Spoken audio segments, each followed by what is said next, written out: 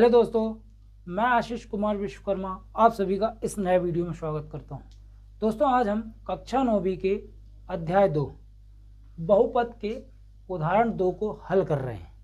इससे पहले मैंने प्रश्नावली ए 2.1 के पूरे प्रश्नों को हल कर दिया है। आज हम करते हैं उदाहरण 2।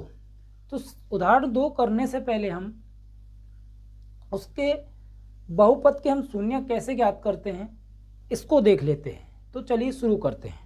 जैसे हमारे पास एक बहुपद दिया हुआ है पी एक्स बराबर 5x3 ऋण 2x2 धन 3x ऋण 2। ये हमें एक बहुपद दिया गया है। इस बहुपद के हमें शून्य ज्ञात करना है। तो देखिए कैसे करते हैं। अब हमें दिया गया है, मान लीजिए x बराबर 1।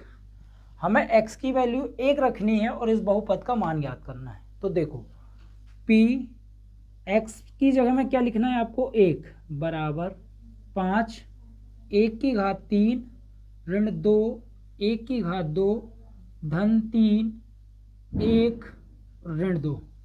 अब यहाँ पे 1 की घात 3 मतलब 1 का घन क्या होता है, 1 ही होता है, बराबर 5 1 ऋण 2 1 का वर्ग 1 धन 3 एकम 3 ऋण 2। 3 का गुणा एक बार करे तो 3 एकम 3। अब देखिएगा 5 एकम 5 ऋण 2 एकम 2। अब 3 में से 2 गए तो क्या बचेगा, 1, और बड़ी संख्या का चिन्ह क्या है, धन है, तो क्या जाएगा धन 1। तो 5 में से 2 गए तो बचेगा 3 और 1, 3 और 1 हो गया 4। पी 1 बराबर आया हमारा 4। जब हमने x की वैल्यू 1 रखी तो हमें क्या प्राप्त हुआ, 4। अब यदि बोला जाए कि आप x बराबर 0 रखिए और इस बहुपद का मान ज्ञात कीजिए, तो देखो कैसे करेंगे। p x की जगह में क्या लिखना है आपको, 0 बराबर 5 0 का घन माइनस 2 0 का वर्ग धन 3 0 0 ऋण 2। 5 0 का घन क्या होगा, 0 ही होगा, 0 का वर्ग 0, 3 शून्याम 0 ऋण 2, तो 5 शून्याम 0 ऋण 2 शून्याम 0 धन 0 ऋण 2, तो ये हो जाएगा ऋण 2। अब देखिए हमने यहाँ पे x की वैल्यू क्या रखे, 0, तो हमें ऋण 2 प्राप्त हुआ। 1 रखे तो हमें क्या प्राप्त हुआ, 4। इस तरह से हम क्या करते हैं, बहुपदों के शून्य ज्ञात करते हैं। इसी प्रकार हम उदाहरण 2 के प्रश्नों को हल करेंगे। तो चलिए शुरू करते हैं। उदाहरण 2 है कि चरों के दिए गए मान पर नीचे दी गए प्रत्येक बहुपद का मान ज्ञात करना है। हमें नीचे बहुपद दिया गया और x की वैल्यू भी दी गई है, तो इसे हम सॉल्व करते हैं। तो सॉल्व px बराबर हमको क्या दिया गया है, 5x की घात 2 ऋण 3x धन 7। हमें x बराबर क्या रखना है, 1 रखना है। तो रखिए x बराबर 1 रखने पर अब x जहां भी है, x की जगह में हमें क्या लिखना, 1 बराबर 5 और x की घात क्या हो जाएगी, 2 ऋण 3 x की जगह में 1 और धन 7। अब देखो 5 1 का वर्ग क्या होता है, 1 ही होता है, ऋण 3 एकम 3 धन 7। तो 5 का गुणा एक बार, 5 एकम 5 ऋण 3 धन 7। अब 5 और 5 में से 3 गए तो 2 धन 7, 7 और 2 9, p 1 बराबर 9। जब हमने x की वैल्यू 1 रखा तो हमें क्या प्राप्त हुआ, 9। अब हम दूसरा करते हैं।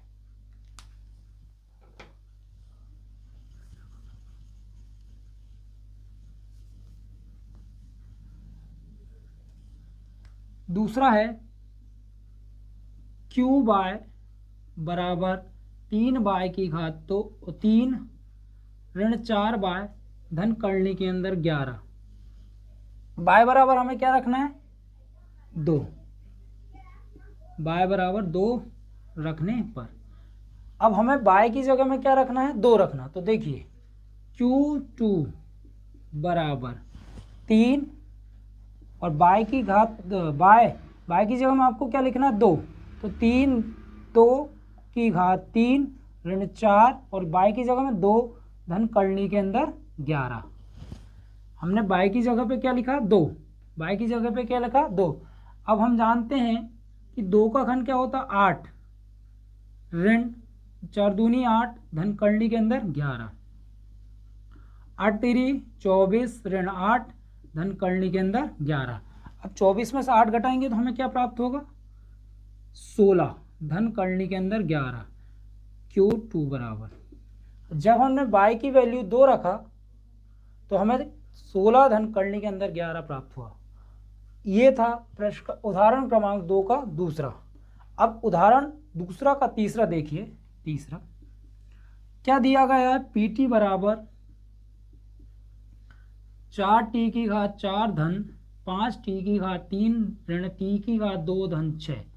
अब t बराबर हमें सिर्फ a रखना है, t बराबर हमें सिर्फ a रखना है। t बराबर a रखने पर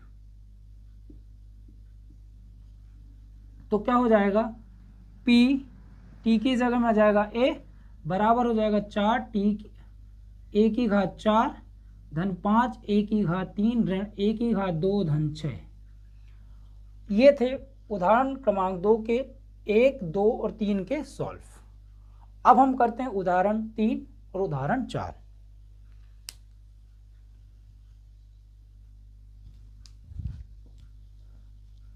अब हम करते हैं उदाहरण 3। उदाहरण 3 है कि जांच कीजिए कि ऋण 2 और 2 बहुपद x धन 2 के शून्यक हैं या नहीं। तो चलिए इसे सॉल्व करते हैं। सॉल्व देखिएगा आपको क्या दिया गया है बहुपद, तो दिया गया है px बराबर x धन 2। अब हमें ये बताना है कि ऋण 2 और 2 इस बहुपद के शून्यक है या नहीं। तो कैसे करते हैं इसे देखना।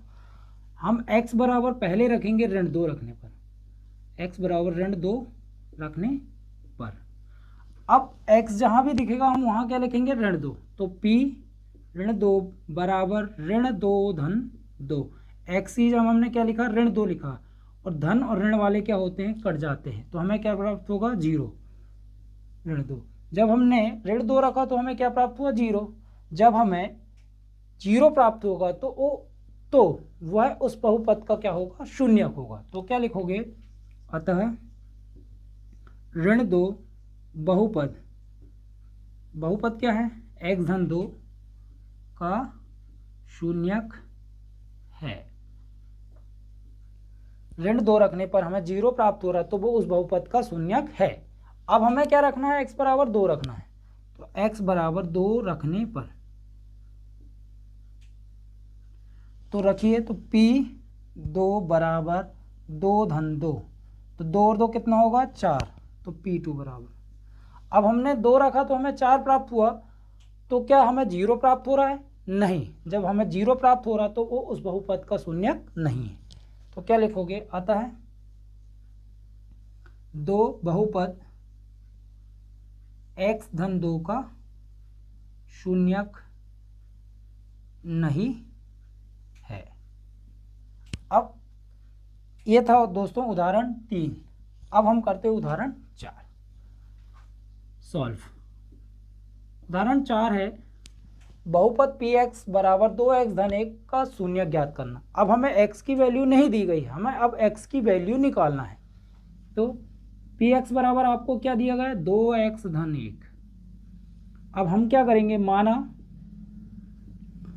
px बराबर है 0 के। अब यहाँ पे हम px का मान क्या रखेंगे 2x धन 1 बराबर क्या हो जाएगा 0।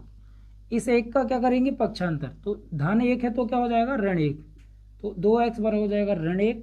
अब ये गुणा में है तो काहे में जाएगा भाग में, तो x बराबर हो जाएगा ऋण 1/2। हमें x का मान क्या प्राप्त हुआ ऋण 1/2।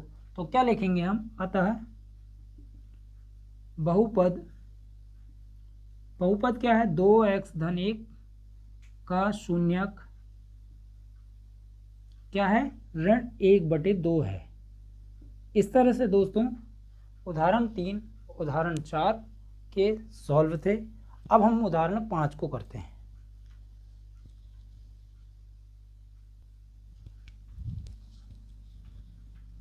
दोस्तों अब हम करते हैं उदाहरण 5।